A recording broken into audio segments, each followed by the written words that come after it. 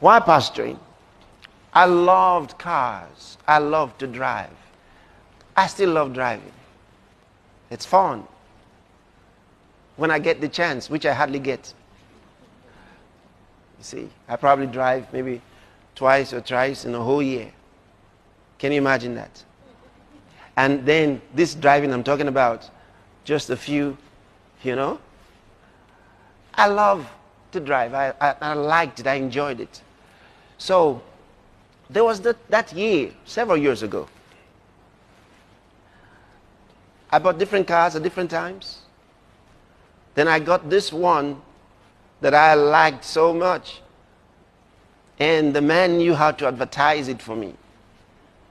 Customized, nice, one in town. So I looked at the car. I liked it. I wanted it. I was already buying, this car or that car. Made no difference now. So I didn't need any consultations with the Spirit. When you're already on cruise and there's nothing on the road, you just keep going. You don't try to, everything is, so you don't prepare for emergencies. So it was gone.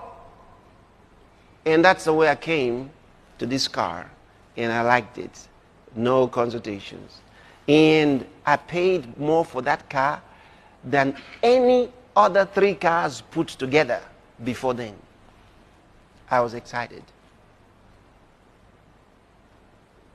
And it was not a brand new car. Yet I spent so much money on it because it was customized. Okay. I bought it and went home with it. Come out every day and clean it. Look at it shining. You wish you could drive it out and be outside at the same time and be looking at it. Anyway, one day, while it was still, new, I'd only driven it out maybe to church once or twice. It was just there because I had other cars. Okay. In this Monday, I believe it was, you got this car, you're not driving it, nowhere to go. You have to look for somewhere to go. So I needed somewhere to go. So I said, okay, I'm going to buy fuel. And then from there, my mom was with my sister. And so I said, I'll drive to see my mom. And then, just go out. This was now around 6:30 p.m. So I'm going. That's the way I went out. Bought the fuel, filled the tank,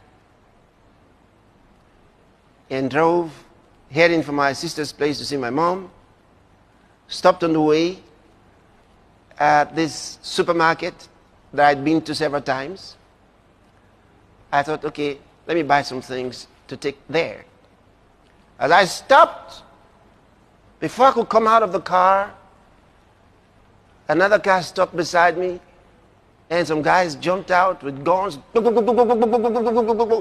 of them in front of me just releasing bullets into the air. They were just like, it was fun for them. They just stood there.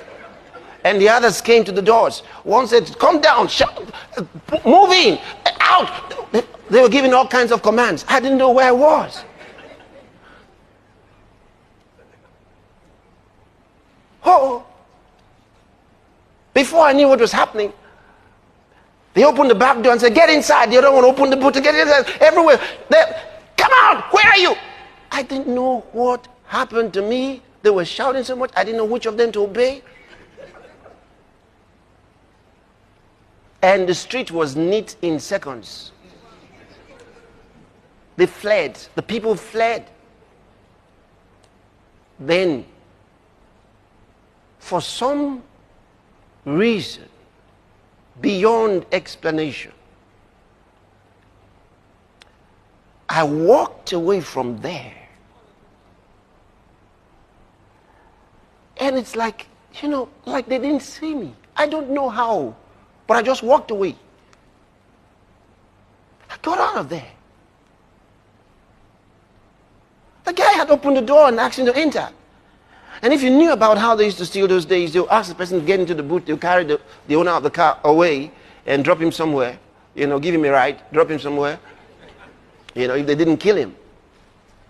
So, I just walked away into the house that was, you know, where the shop was. And they were still shooting, and then they drove the car away. Still unclear to me how I got out of that place. Now, my car was gone. I'm going to see my mom. Now I'm walking. I didn't even remember whether I was to buy anything anymore. The car was gone, the money, whatever, everything was gone. Now, as I walk down the street, and here's the reason for this story. As I walk down the street, all by myself, like this, a thought hit me. A moment ago, you're riding a big car. Now, you're walking in the street like anybody else. But you are the same person. At that moment, everything, every desire, every fascination with cars and all of those things left me. I lost interest in all those things instantly. It's like a miracle. Something you can't explain. I lost interest in all of those things at once. I said, a moment ago you were there in that car, and right now you're walking like anybody else in the street. But you are the same person. A man's life doesn't consist in the abundance of things he possesses.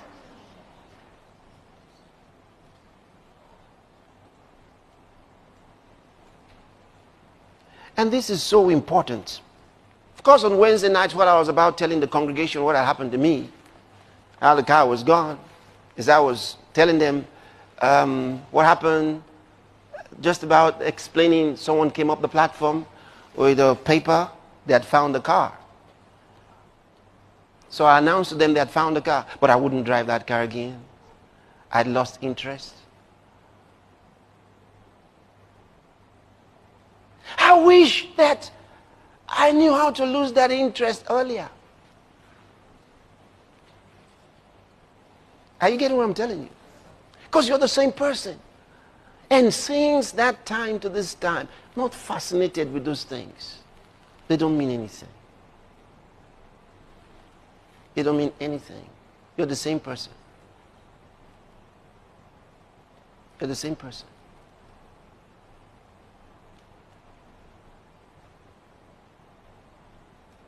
Don't wish for those things. Wish to fulfill the call of God in your life. That's the most important. Have a different kind of desire. Nothing in this world satisfies. Nothing. Nothing. And you see, God will bless you faster than you can make releases. Let me put it this way, because sometimes when we talk like this, there are those who say to us, but if you keep giving, you may never have anything. You just keep giving, and then you never have. The point is this: what God doesn't want is for anything to have you. We give. I give all the time. But the thing is this: I am unable to catch up with God. Before I have time to make my calculations, He's beaten my figures. And in everything. No wonder He said that seed time, He said, will overtake that harvest. And the harvest will what? Overtake the seed time. Such that you find yourself before the harvest, another seed time has come. And while you are still